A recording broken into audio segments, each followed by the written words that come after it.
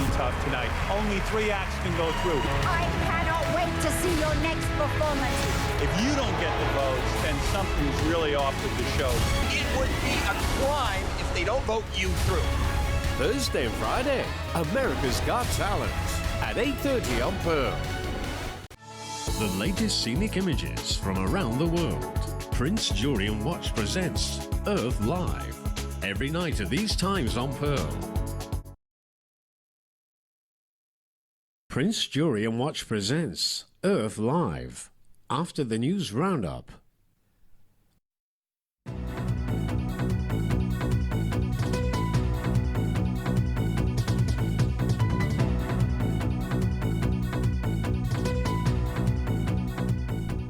Good evening. Rising tensions in Crimea as Russian troops seize Ukrainian ships and military installations are weighing on markets in Europe today, despite an earlier advance in Asia.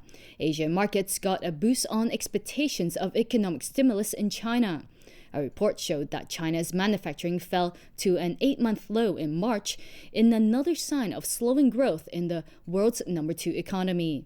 Stocks are mostly higher in early trading on Wall Street, extending gains from the week before. Here's a look at the charts. The Dow Jones is down 53 points, the S&P 500 is down 12 points. US 30-year Treasury bond is priced at $100.70. Spot gold $1,310 an ounce. US dollar cross rates. The yen 102.23, the euro 1.37, and the sterling 1.64.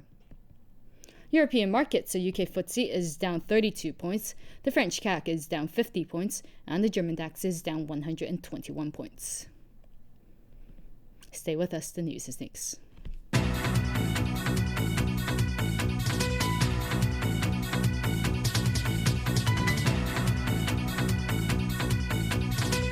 You're watching TVB Pearl. Up shortly, we hand you over to our news department for a summary of all the day's top stories in the News Roundup. We're the next stage of human evolution. We are the future. Funkel 18. Mask Expert presents X-Men First Class. 7. Yeah. 7. Looking good. 7. Go get 'em!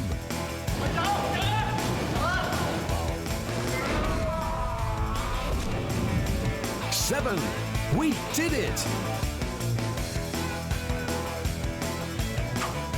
This weekend, the Sevens on Pearl. The chicks will soon be forced into adulthood, and they still need to do many things for the first time. Fit in with the group, walk on ice, defend themselves, dress snappily, and swim. Tuesday, Penguins, Spy in the Huddle, the last episode, at 9:30 on Pearl Spectacular.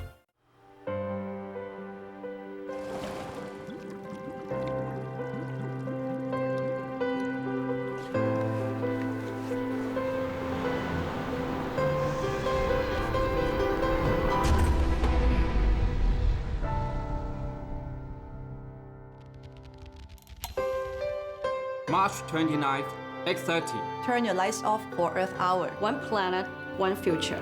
Sign up now on our website. You guys tracked me down so that I could find my dad and safeguard our future. Maybe it's better to just leave it alone. Steven, he's dead. Well, come on, he ought to know how his father died. I saw him. My dad's between life and death. Save all of them. You have to try to kill me. I'm here to say goodbye. This is about all of us. Limbo is real. So either you believe that I'm the chosen one, or you don't. The Tomorrow People, Tuesday night at 10:40 on Pearl. Get to know its policy, flexibility, and how it affects you. Get to know standard working hours. Tonight after the news roundup on Pearl. 2014 FIFA World Cup Brazil, just 80 days to go. It was 20 years ago. Ever since, time has never been so magical. The time now is 11:44. The Time Check was brought to you by Chopard.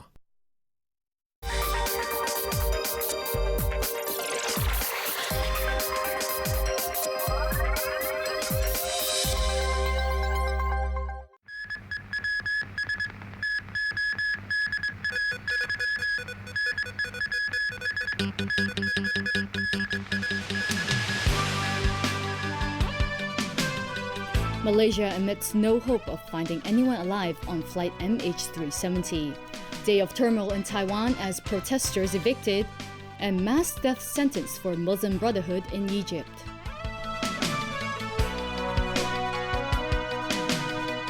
Good evening. The Malaysian Prime Minister announced tonight that new data shows the missing Malaysia Airlines jetliner went down the Indian Ocean more than 2 weeks ago. It effectively ends all hope of finding survivors from the doomed flight. Based on their new analysis, Inmarsat and the AAIB have concluded that MH370 flew along the southern corridor and that its last position was in the middle of the Indian Ocean, west of Perth. This is a remote location, far from any possible landing sites.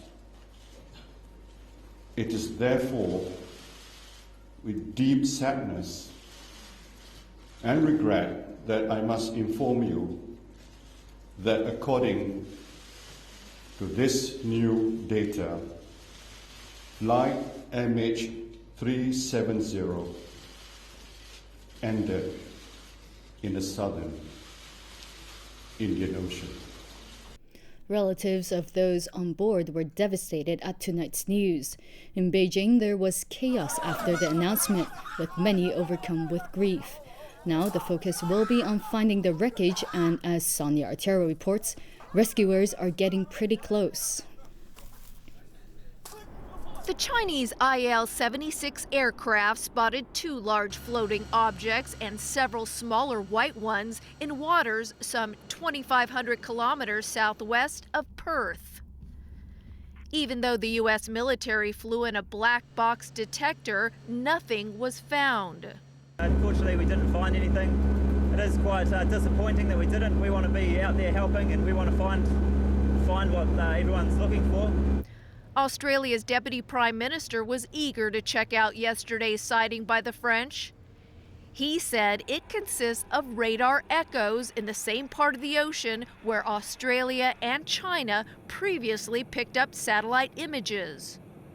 Now, the French sighting is, I guess, a piece of new material because that's in a completely different location. That's about 850 kilometres north of our current search area. So we need to check that out as well.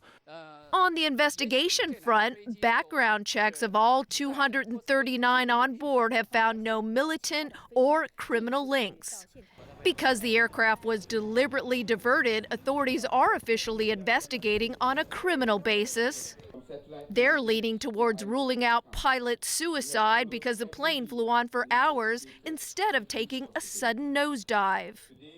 Sonia Artero, TVB News. It's been a day of high drama in Taiwan, where authorities moved ousted protesters from the Executive Yuan building. Police were still removing people at daybreak today. Scores were injured and dozens were arrested.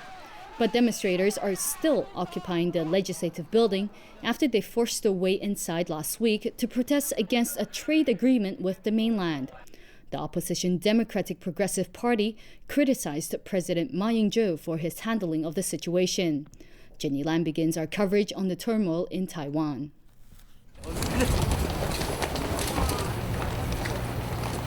Riot police moved towards the Executive Yuan in Taipei overnight. They first targeted the crowd gathered outside the back entrance to the building.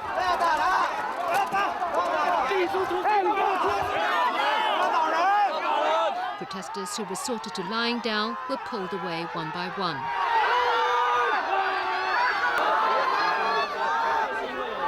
And in the melee, some had to be taken to hospital. It took authorities about half an hour to clear the demonstrators there.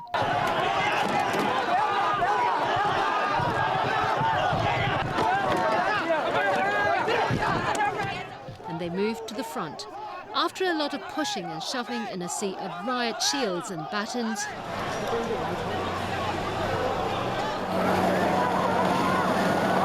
water cannons moved in at around 4:30 a.m. The demonstrators did what they could to stay put. One water cannon truck ended up with a burst tire. The former chairman of the opposition Democratic Progressive Party, Frank Sher, was there to show support for the protesters. He too ended up soaked to the skin. One by one, those who forced their way into the Executive Yuan were led away by police. The protest that started in the Legislative Yuan last Tuesday expanded to the Executive Yuan last night when students barged into the compound at around 8 p.m. They used blankets to protect themselves as they climbed over barbed wire barricades set up by the police. And soon the Executive Yuan building became a free-for-all. Over the balconies and through the windows, they gained access to the cabinet offices. Police efforts to keep them at bay were in vain. The protesters simply outnumbered the police. They want the government to yield to their demand and withdraw the cross-strait service trade agreement. They fear the deal, which would open up the Taiwan market to mainland companies, would push small and medium-sized companies on the island out of business and lead to job losses. More important, they accuse the government of lacking transparency in coming to the agreement. Trying to justify the clampdown on the demonstrators overnight, Premier Zhang Yihua said this morning that the government should not sit by idly while people took over the power center of the administration. He explained that confidential documents on Taiwan's domestic, foreign, as well as economic and social affairs are stored inside the Executive Yuan building. So the government had to intervene to protect the security of Taiwan. He refuted comparisons with the government crackdown on student protesters at Beijing's Tiananmen Square in 1989. Police finally regained control of the Executive Yuan later in the morning. Jenny Lam, TVB News. Joining us now with the latest on the situation is Diane To, who's been covering the student protests in Taipei. Diane, tell us, what is it like now?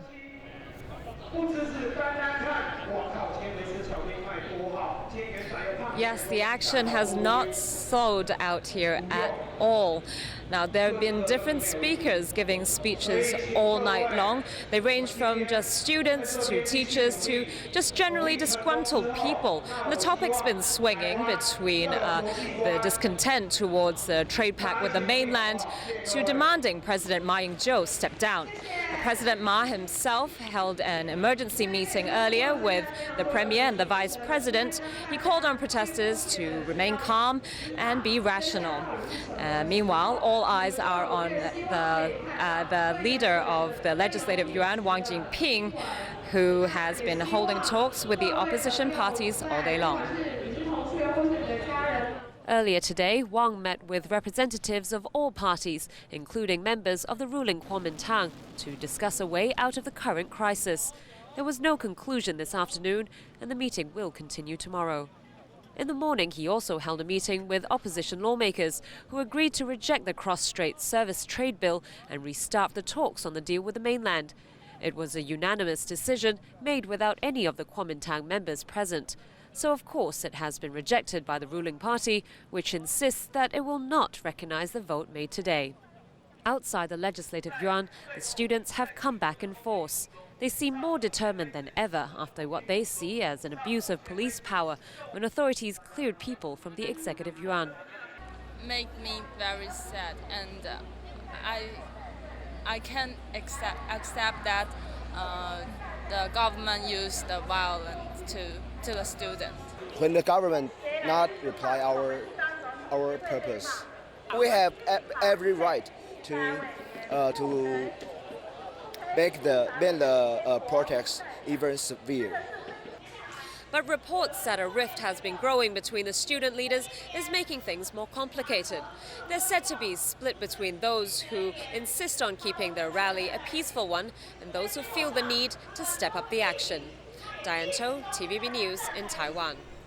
Here in Hong Kong, there were demonstrations for and against the crackdown on the student movement in Taipei. That story from Stephanie Choi. The Hong Kong Federation of Students said this bouquet